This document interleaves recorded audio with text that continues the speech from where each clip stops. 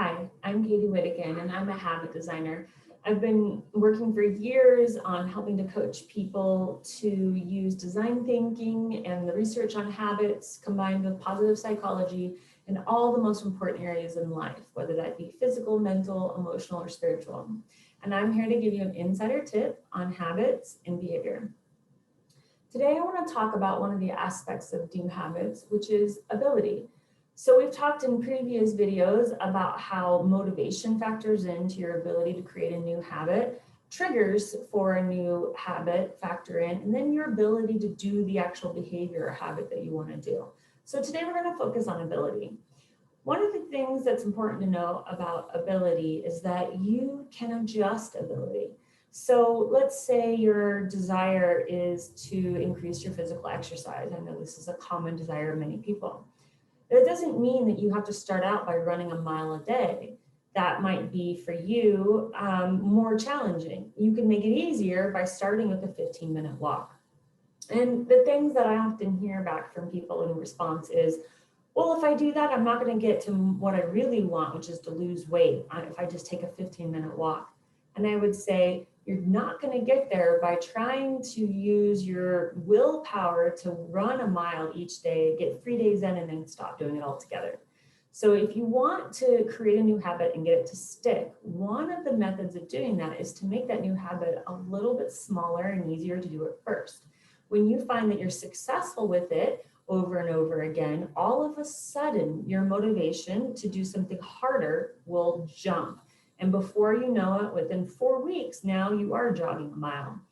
And it's important that you experience those successes early on with some of those smaller behaviors.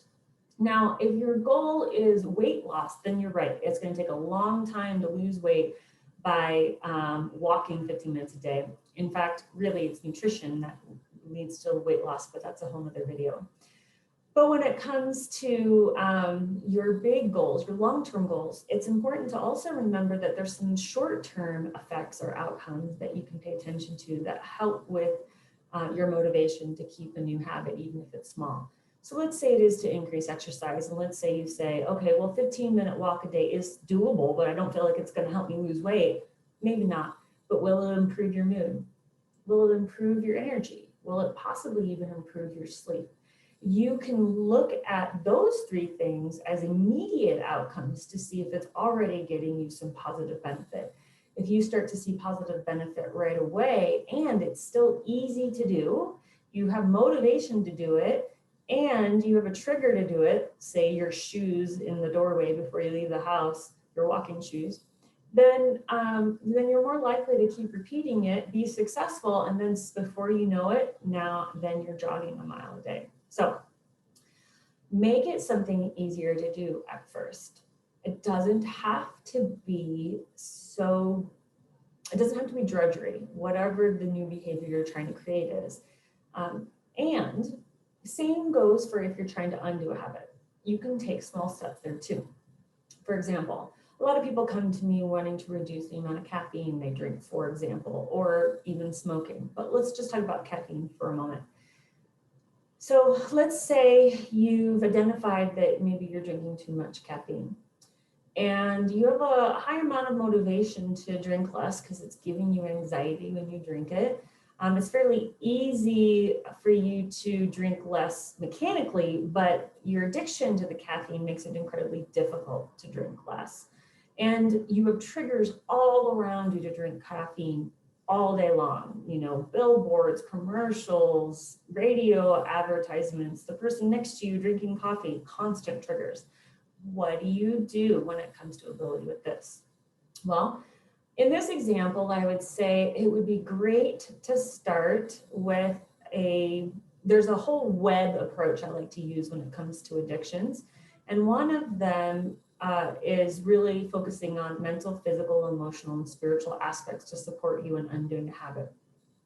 One of the mental things you can do is use mindfulness. Drink your cup of coffee. Don't even reduce it, but don't do anything else. Don't play on your phone. Don't read the newspaper. Just sit there and mindfully drink your coffee and notice how it makes you feel. The more aware you become of how it makes you feel, the more motivated you might become to reduce some of the caffeine. And then a small step would be reduction, right? So it doesn't mean you have to cut it all together. Maybe you do half caffeine, half decaf, and you start doing half caffs at home, so that you have a little less of the unwanted consequences of drinking so much caffeine, but you don't feel so deprived of caffeine and with all these triggers around you that you feel like it's impossible to not do it. That's one way. You'd be surprised that in doing it in small increments, how when you start to feel success, where you actually feel more energy, not less, in drinking less caffeine, you're actually sleeping better and you have improved mood, then all of a sudden you'll feel like, hey, I can go a whole day without having caffeine.